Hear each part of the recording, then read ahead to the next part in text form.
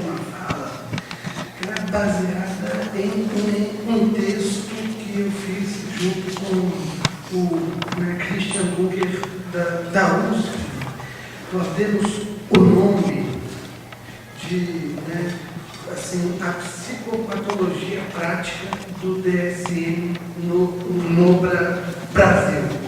É um texto que foi feito a partir de um caso de uma psicóloga do Rio que anunciou que ela curava homossexuais. Não sei se vocês lembram disso. Isso foi no ano de 2009. Esse nosso artigo ele saiu na Mal-Estar e Subjetividade número 10. Tá? Eu peguei umas partes para a gente tentar pontuar algumas coisas. Então, vou ler algumas partes aqui. Em julho de 2009, a imprensa brasileira destacou o caso de uma psicóloga punida pelo Conselho Federal de Psicologia por oferecer aos seus pacientes um tratamento que supostamente curava a homossexualidade. Ao ser interpelada sobre sua prática, a profissional apela para a Organização Mundial de Saúde, que adota como categoria do DSM a chamada homossexualidade herodistônica. Na tese da cura da homossexualidade, um estabelecimento da heterossexualidade em acordo com uma antiga e equivocada ideia de que a orientação homoerótica constitui por si só uma patologia, anormalidade ou um disfuncionamento. A proposição está de acordo também com a antiga ideia de que a cura implica retomada de um estado anterior, restabelecimento ou funcionamento saudável do corpo e da mente e também, consequentemente, da sexualidade. O que vamos discutir hoje não é o cinismo, o preconceito patente ou uma ambígua pertinência dessa categoria que permitiu o erro técnico contido na defesa da psicóloga, mas o discurso no interior do qual ele se apresenta como uma defesa possível.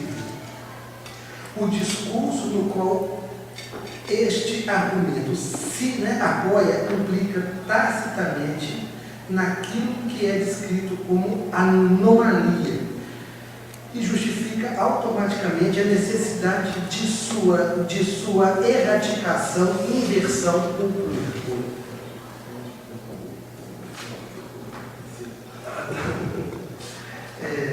Notamos aqui ecos do discurso jurídico, no qual não há crime que não esteja especificado no Código Penal. Consequentemente, tudo que está no Código Penal constitui crime e deve ser evitado, banido ou proibido. Mas assim como o direito pode ser exercido sem alguma justiça, a saúde mental pode ser praticada de forma insalubre. Entendemos que a chave para entender esse discurso encontra-se na ideia de uma operacionalização nominal do sofrimento e do mal-estar que chamamos de formalismo normativo. Ou seja, o DSM ele parte do princípio de que todas as possibilidades de mal-estar devem estar catalogadas. Tem uma grande ambição totalizante, de que tudo esteja ali catalogado e classificado. Abordaremos então a punição imposta à psicóloga a partir de duas perspectivas. A primeira pretende refletir sobre as peculiaridades do campo da saúde mental no Brasil, em comparação com alguns aspectos do funcionamento do sistema de saúde mental americano, no qual emerge o DSM, notadamente quanto ao uso e à função de categorias clínicas. Essa perspectiva considera que a saúde mental é um microcosmos do Brasil. Nela se representam as diferenças sociais abissais presentes em nosso país.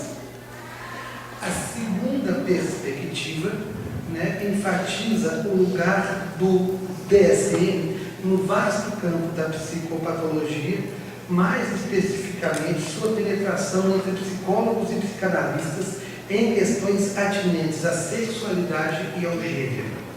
Aqui, nosso argumento se esboça da seguinte forma. Isso é ter um argumento histórico que começa na crítica ao DSM-2.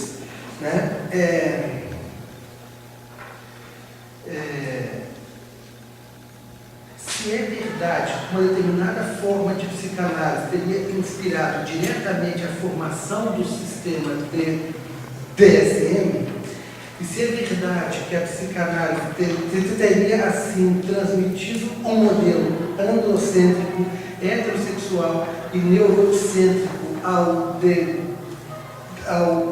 DSM, que culminou na associação entre homossexualidade e perversão, teria de fato a solução nominalista representada pela chamada homossexualidade egodistônica resolvido a questão?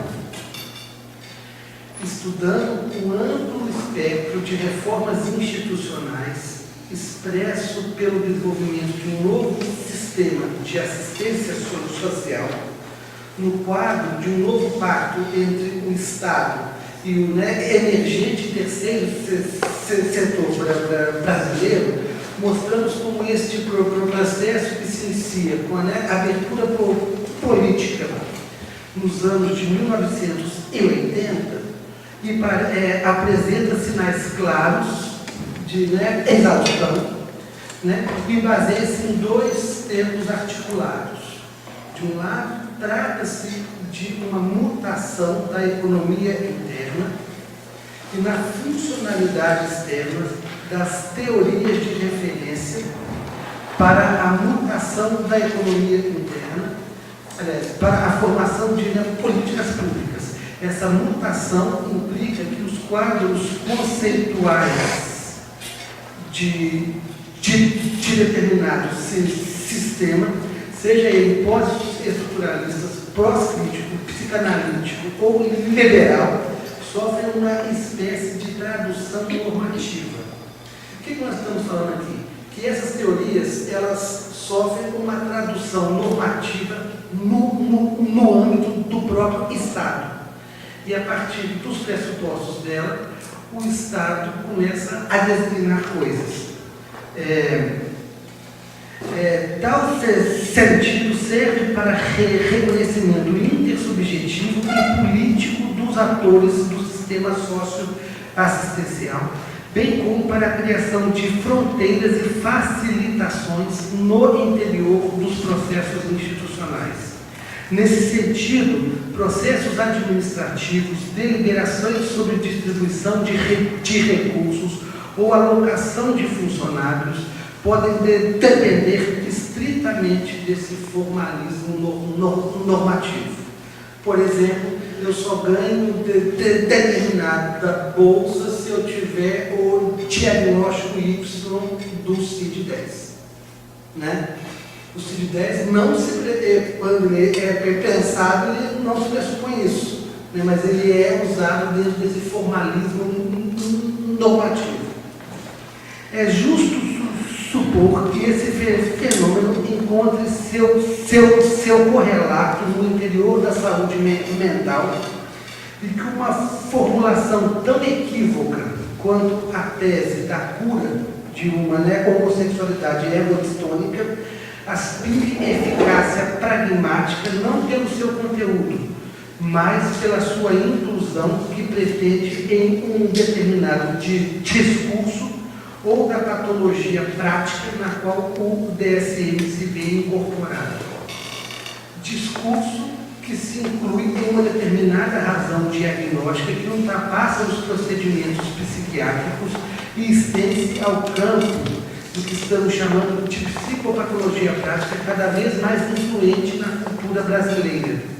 A psicopatologia prática não corresponde a uma certa orientação técnica ou fundamental, mas apenas ao uso, à combinação e ao compromisso entre conceitos, noções, regras de ação e consensos normativos, de tal forma que a psicopatologia inclua-se em um discurso que, ao mesmo tempo, faculte escolhas, confrontações técnicas em psicoterapia, por exemplo, cognitivismo, psicanálise, interacionismo, discrimine campos disciplinares, psicologia, psiquiatria, terapia ocupacional, articule disposições jurídicas, leis sobre serviços substitutivos, com composições, distribuições de recursos, e também organize hierarquias institucionais, chefias de subordinação.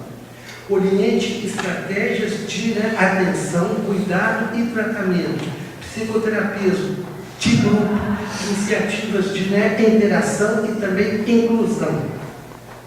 E caracterize orientações políticas e de cidadania.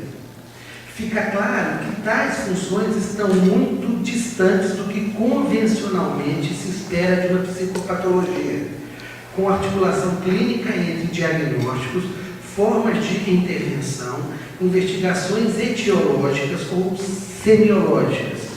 Contudo, essa é a ideia mesma da prática discursiva. Foucault fala bastante disso, tornar homogêneos e proporcionais superfícies discursivas e também enunciados cuja forma está distante do objeto original. E essa forma e essa formação discursiva, ela traz consigo, então, uma certa praxis que gera determinadas possibilidades.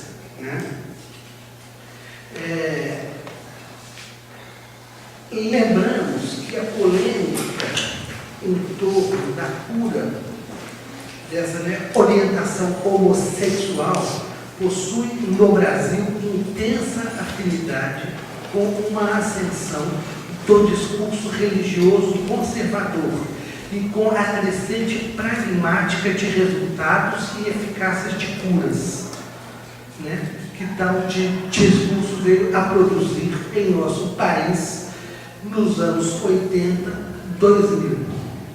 Não só a psiquiatria tornou-se baseada em evidências, as curas mágicas e as asceses religiosas também.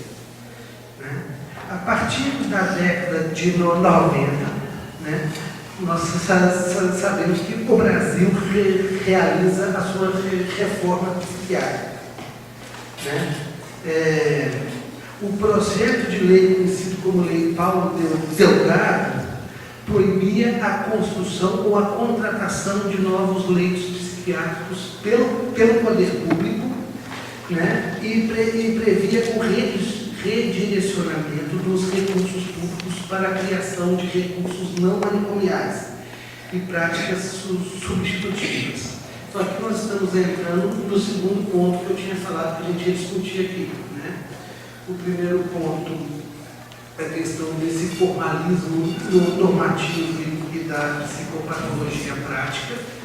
E o segundo ponto, como é que fica isso na saúde mental em nosso país.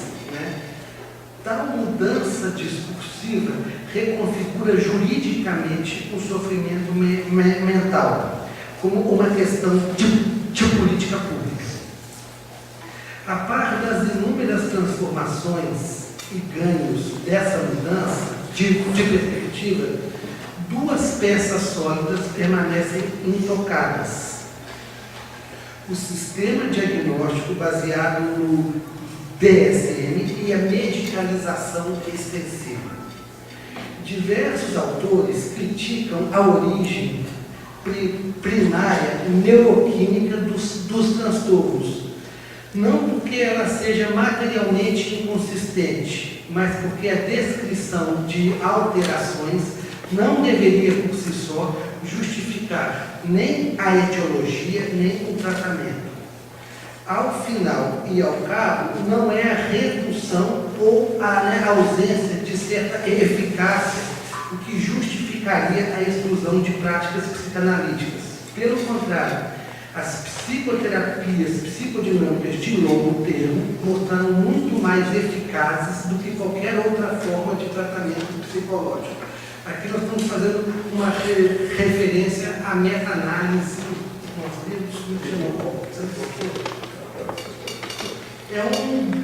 É um estudo alemão que mostra que as psicoterapias psicanalíticas elas têm uma grande efetividade, né? Ocorre que a grande transformação gerada pela reforma psiquiátrica brasileira é uma prática já constituída, baseada no binômio DSM medicalização. Isso contrasta vivamente com o cenário americano, no qual o DSM é reconstruído em meio ao reposicionamento da APA em novas práticas institucionais de tratamento. O paradoxo é que um instrumento formado para reinstitucionalizar massivamente a saúde mental americana seja empregado como prática nuclear da desinstitucionalização asilar brasileira. Né? Aí, né, eu acho que eu estou me alongando muito, mas eu queria... Você está marcando tempo? Não está na hora, né? Então, eu queria só marcar uma questão sobre a homossexualidade, que, por exemplo, a sociedade civil organizada americana, ela, por exemplo, ela obriga a APA a fazer 4 modificações sobre diagnóstico de homossexualidade durante a vida do DSM. Por exemplo, no DSM-2, nós tínhamos, então, o distúrbio de orientação sexual. Aliás, nós tínhamos uma associação entre homossexualidade e perversão. No DSM-3, a partir da sociedade organizada americana, a história que nós temos dessa organização, as manifestações que nós vimos, no DSM-3 isso se torna homossexualidade egodistônica. No DSM-3R isso cai e com a seguinte fala do Spitzer, que é o organizador dessa terceira versão. Essa categoria foi eliminada por várias razões. Ela sugeriu a alguns que homossexualidade era considerada uma anomalia. Nos Estados Unidos, quase todas as pessoas que são homossexuais primeiro passam por uma fase em que a homossexualidade deles é egodistônica. Além disso, o diagnóstico de homossexualidade egodistônico raramente tem sido utilizado clinicamente e houve apenas alguns artigos na literatura científica que usam o conceito. Finalmente, os programas de tratamento que tentam ajudar os homens a se tornarem bissexuais, heterossexuais, não têm usado esse diagnóstico. No DSM-3R, um exemplo de afecções sexuais são casos que no DSM-3 preencheram os critérios de homossexualidade e histôrica. Então, o que eu estou querendo mostrar é que nos Estados Unidos esse manual ele é forçosamente, ele tem que forçosamente fazer uma interlocução com a sociedade civil organizada. No Brasil, esse mesmo manual ele não sofre, né, uma pressão da sociedade, porque os nossos movimentos organizados são de, né, acesso aos serviços públicos. Né? Nós estamos num outro instante.